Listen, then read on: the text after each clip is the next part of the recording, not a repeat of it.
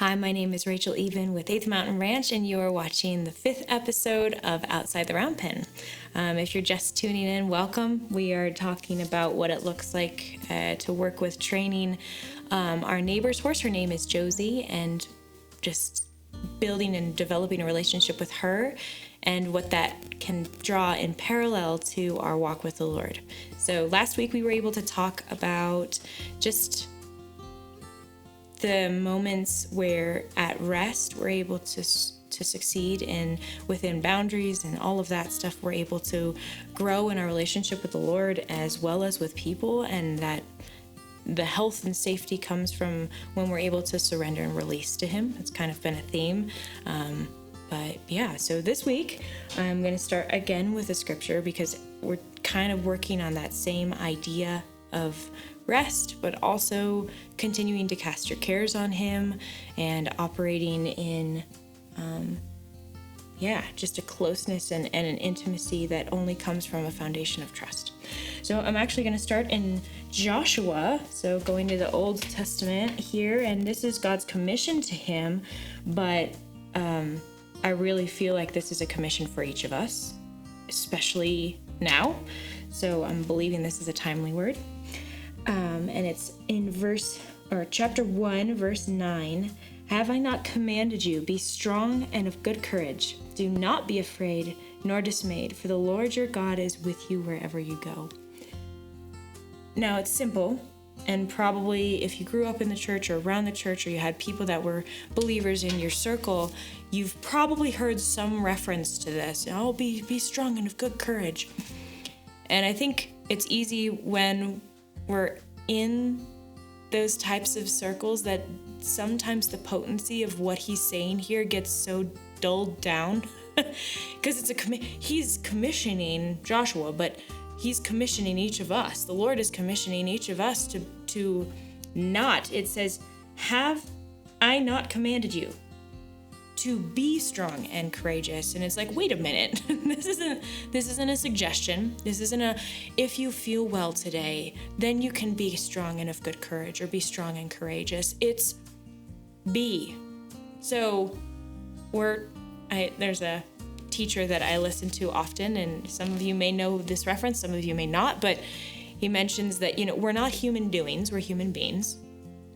And there's multiple other scriptures that give reference to the fact that we are supposed to strive to stay in rest. We are not designed to carry this work or this burden of life on our own, we have to cast that on Jesus, like violently get rid of. We're commanded not to worry. Things like that, where it seems, especially in our culture that isn't grounded in the word, it seems like that's where we're supposed to default, and it's just natural. Oh, worry, I worry because I love you, or I just don't have peace in this situation, but that's okay because God's in control, or there's just these subtle inconsistencies with the word is very clear that we are supposed to be trusting in Him. But again, that foundation, that's going back to what I've talked about in some of the previous episodes, it's built. You have to choose to surrender parts of your heart, parts of your story, parts of your walk to Him, and then He's able to give you peace. He's already given it to you, but you have to choose to partner with Him to actually realize that.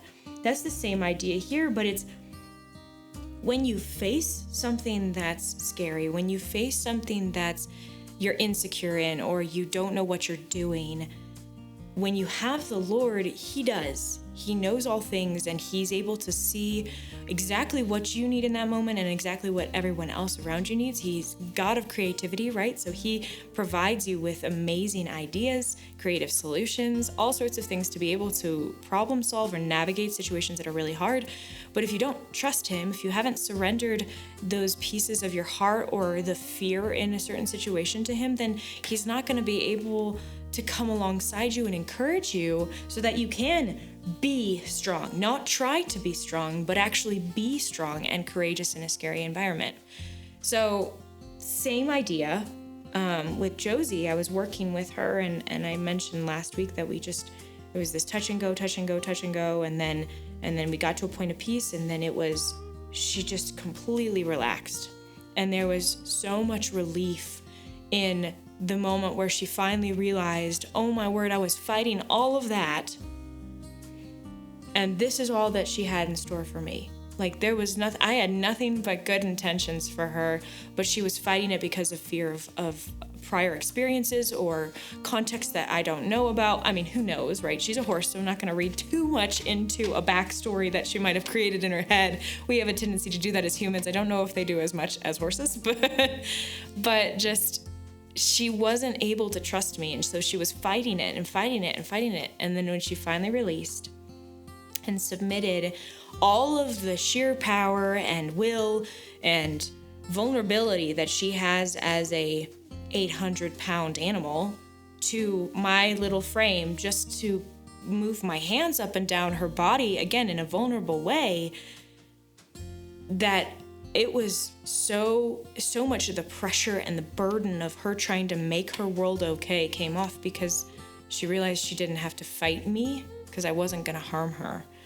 And that's beautiful in the way that we walk with the Lord. But what we're looking at here, and what happened the next time that I worked with her, was it was building off of that again. So it's small steps. It was just petting her in the natural, but it was such a big foundation of trust, because when I approached her in the way that I was talking to her, through my body language, through my fingers, my touch, all of it was nothing but kindness and bringing her peace and relief. Like, that was the big goal.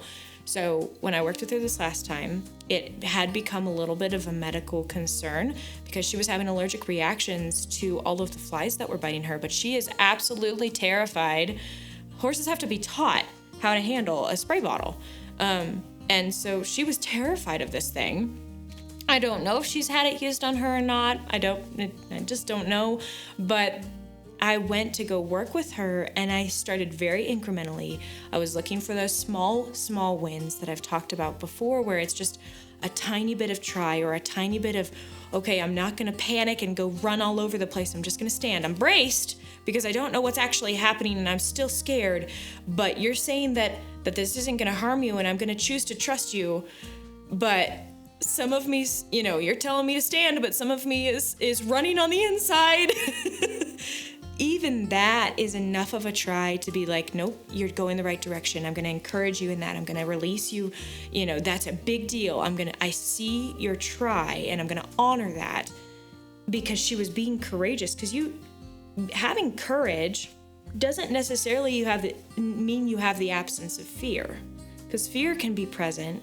But if you're choosing to trust and allowing that to outweigh the circumstances that are scary, or what you're feeling that is scary, that's more what I was looking for here. And that's what the Lord is looking for in our partnership with Him. Is it's not an absolute. You don't have to be perfect in your ability to be courageous. That's a muscle that you have to exercise. And when you start, it's not all there. You're not all together. And even years down the line, right, we are continuously growing in becoming more like the image He's already created us to be, right? But our body and our circumstances are struggling to line up with that, because we're in a fallen world full of a lot of stuff that's just not fair. It's not right. It's painful, and a lot of injustice and all of that sort of thing. And so with her, she's taking her previous experience and weighing it against the way that I'm treating her now. And it's a constant battle.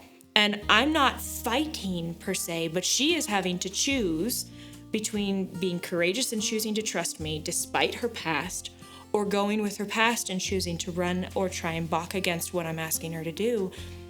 And I don't like crossing boundaries. I don't like trying to abuse boundaries. But with this, again, like I said, it was becoming very concerning. She was covered in hives because of all of these pests, horseflies. If you've ever been around horseflies, they are just, you want to talk about fallen nature. I don't think they were designed to be like that. I really don't. They're awful.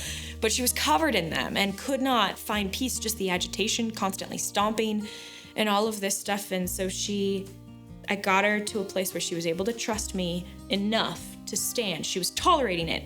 She is not by any means comfortable or in love with the idea of me spraying her with something from a spray bottle. But I was able to get her to a place where she could trust me enough to be safe And I got the fly spray on her. And as soon as I did, again, there was that relief physically, because it helped reduce the number of flies that were around her, swarming her, biting her. But also just that, oh my gosh, all of this massive, scary thing that I built, this image I built up in my head, it wasn't that bad. I'm okay. Everything around me is okay. There didn't need to be this massive emotional explosion for me to feel like, oh my gosh, I'm safe again because I did all of this stuff. I amped everything up, and then there was the release. It was just I'm going to ask you for something scary. Trust me in this. Okay, braced it, and then it wasn't that bad. And I love seeing that with her, because that's a big step for her. But also with people, or with families I've interacted with some, and with children or young adults, that's a big deal in a relational environment too. And speaking from my own experience, sometimes it's hard to stand and be courageous when you're facing an adversary or someone that you thought you loved or trusted that's being super explosive in their emotions. But just like with Josie, I was prepared to handle her in that way. But the way you combat that is from a place of peace. And if you aren't in a place of rest, in a place of peace, which only comes from the God who gives that, right? He is peace, Prince of Peace.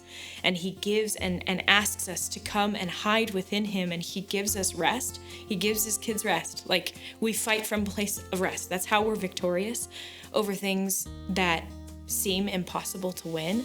That's what we're looking at here, because he's with us always. He's with us always. He's constantly standing with us. And so I just want to encourage you in that there is just so much hope for this week or whatever you're stepping into. And so I also wanted to read 2 Corinthians 1, 3, and 4. And it says, "Praise be to the God and Father of our Lord Jesus Christ, the Father of compassion and the God of all comfort, who comforts us in our troubles, so that we may comfort those in any trouble with the comfort we ourselves received from God." So I just want to commend you and launch you and commission you, like Joshua was commissioned by the Lord, to be strong and courageous, to stand up and know that the God of all of the universe is standing on your side and he's with you in an intimate way, but also that you have the ability to give that same peace and that same encounter and experience with those around you as well. So you have an amazing gift. And I can't wait to see, maybe on the other side of heaven, what you choose to do with that this week and this season. But don't forget to stay in a place of rest when you're fighting, when adversaries come, and when circumstances seem out of control, that you have something that is so much greater than anything in this world, and he's standing right next to you and walking through you through every single moment. So it's pretty exciting, and I'm speaking to myself with that too. So thank you so much for tuning in to this episode. I look forward to talking to you or sharing more about this journey with you next week. If you have any questions or anything, don't hesitate to reach out. We have an email, website, Facebook page, all of the social media handles and everything like that. Thank you so much.